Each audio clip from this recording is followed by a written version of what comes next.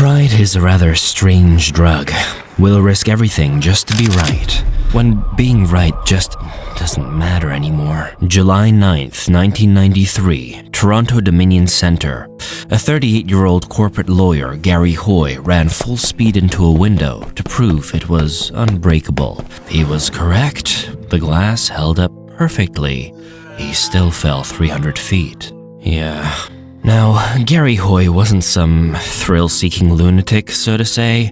He was a partner at Holden Day Wilson, one of Toronto's most prestigious law firms, a corporate and securities law specialist, popular with colleagues, respected by clients. But what made him unique was his background. Before law school, he'd earned an engineering degree. He understood structures, building materials, load-bearing capacities, which somehow made this worse. This knowledge became something of an obsession for him, particularly regarding the Toronto Dominion Centre, where his firm occupied the 24th floor. The building was modern, state-of-the-art, and Hoy became fixated on one specific feature: the windows. They were made of tempered glass, designed to be incredibly strong. According to Hoy, unbreakable. He'd spent considerable time researching the specifications of these windows, reading about the manufacturing process, studying the installation, and at some point, reading about it wasn't enough. He needed to test them himself. So the only logical thing left for him to do was to start throwing his body against the windows. Not once, repeatedly. Whenever he had an audience, he'd back up, run full speed, 160 pounds of human certainty slamming into the glass 24 stories above concrete.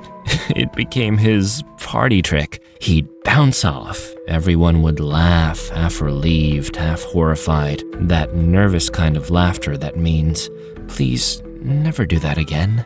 And Hoy would smile like he'd just won an argument. On July 9th, 1993, Holden Day Wilson was hosting a welcoming party for incoming articling students. Dozens of them. Fresh faces, bright hopes, still under the illusion that law was about justice instead of billable hours. Poor kids. Young law graduates hoping to learn from the firm's best lawyers. The conference room on the 24th floor was packed, and Hoy took one look around the room and decided that this was the perfect opportunity to demonstrate the strength of modern architecture. He announced to the group that he wanted to show something about the building, about how safe it was, how advanced the engineering was. He positioned himself several feet from the window, the Toronto skyline stretching behind the glass. Then he ran. His body hit the glass with full force. The window held, just like it always had. The students looked impressed, or horrified, or both. Those emotions share a lot of real estate. But then, Hoy backed up again. Same stance, same running start, same 73 kilograms of confidence slamming into tempered glass a second time.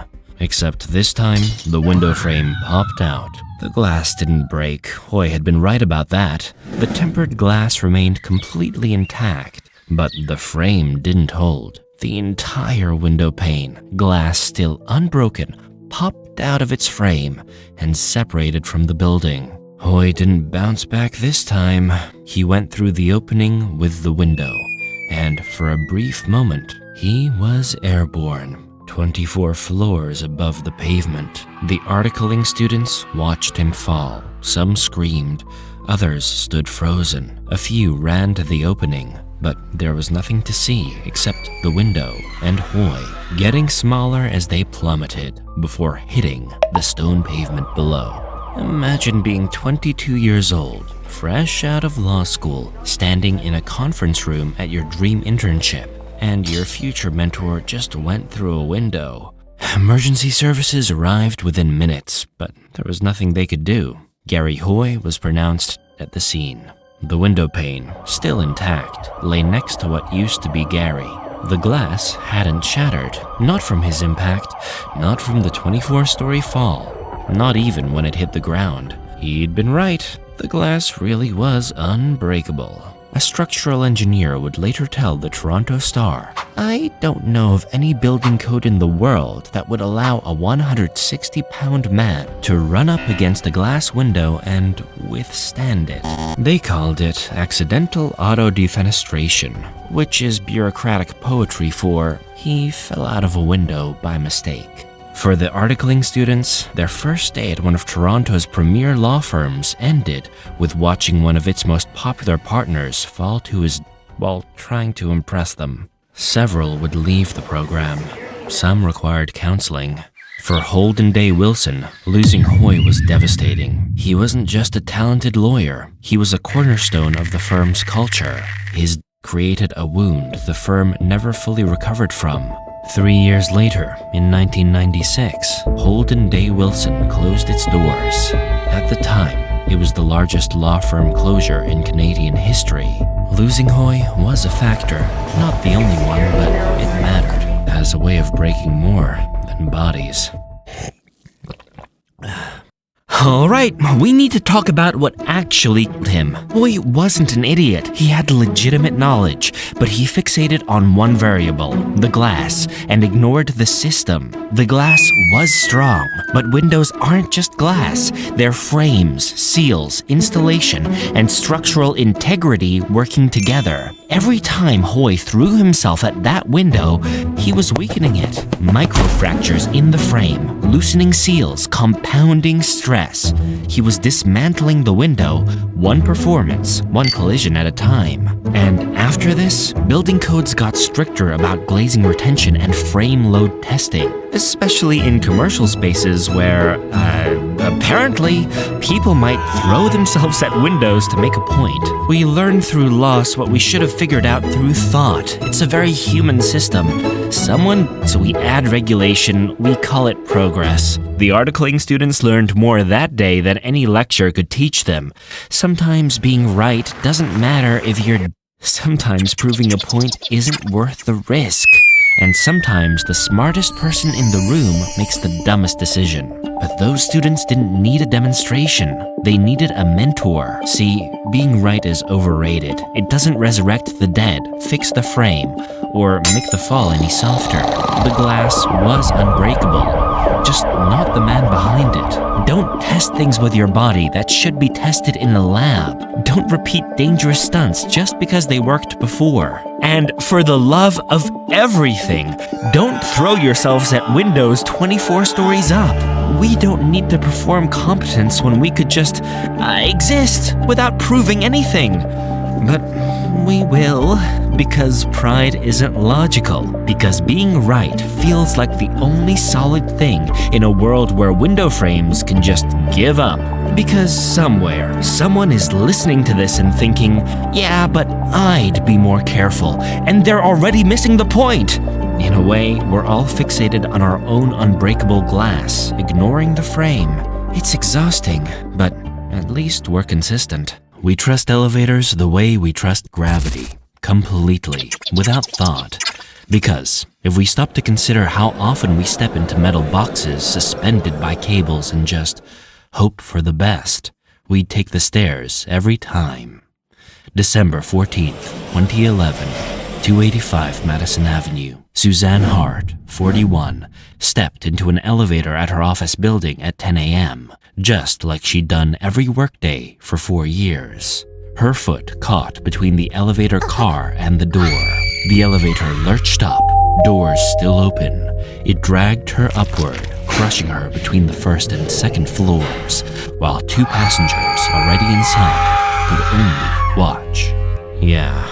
There were about 60,000 elevators in New York City in 2011, but only 53 accidents that year. From these, only 3 were fatal, which is supposed to be comforting, statistically speaking, unless you're Suzanne Hart, because rare means nothing when you are the one. Statistics don't mean much when they're scraping someone you love off the elevator shaft. Suzanne worked at Y&R, Young and Republican, one of Manhattan's most prominent advertising firms, the kind of place that represents Campbell's soup and Land Rover, where people in sharp clothes pitch ideas worth millions while drinking coffee that costs more than most people's lunch. She was a director of new business and content, worked there since June 2007. By all accounts, she was good at it, really good. The kind of person who worked long hours but somehow made everyone feel like they were part of something.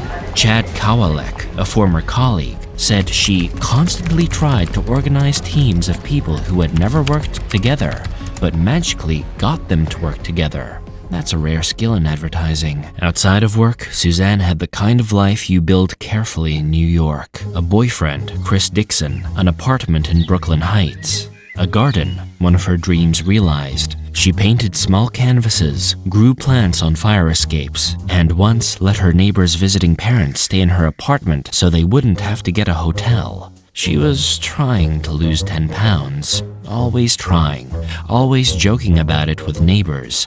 When she finally did, she was excited, that small, human kind of happy. December 14th started like any other Wednesday. The building at 285 Madison Avenue was 85 years old, 28 stories, built in 1926. Back then, they made buildings like fortresses and elevators like mechanical puzzles. It had 13 elevators. This one had been inspected in June. No safety issues found. There were 14 open violations involving the building's elevators, but none of them were for hazardous conditions, according to the Department of Buildings. None that would explain what was about to happen. Around 10 a.m., Suzanne walked into the mosaic-filled lobby. Coworkers streamed in around her. Morning routine, coffee breath and tired eyes, and the low hum of another workday beginning.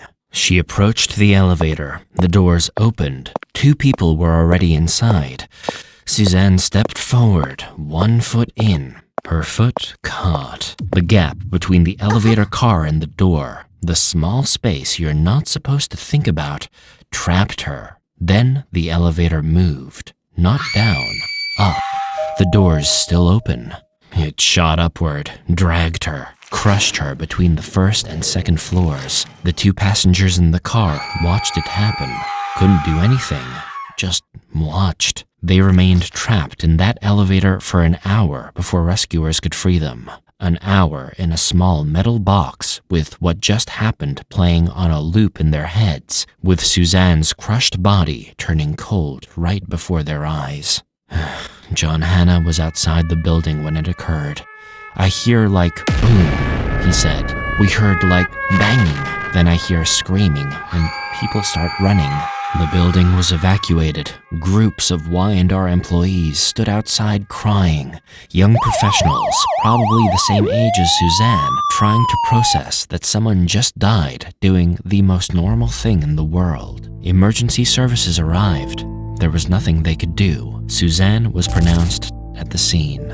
But they couldn't remove her body, not for hours. Not until nearly 7 p.m. 9 hours. Maintenance crews boarding up the elevator, investigators trying to understand, coworkers sent home, the building empty except for the people trying to free her. Imagine being 22, 30, 40 years old, showing up to your advertising job, and someone you worked with is crushed in an elevator, just gone, between floor 1 and floor 2. In the building you've just walked through 100 times without thinking about it. Chris Dixon, Suzanne's boyfriend, spoke briefly to reporters gathered outside their Brooklyn Heights apartment. "She's a beautiful person.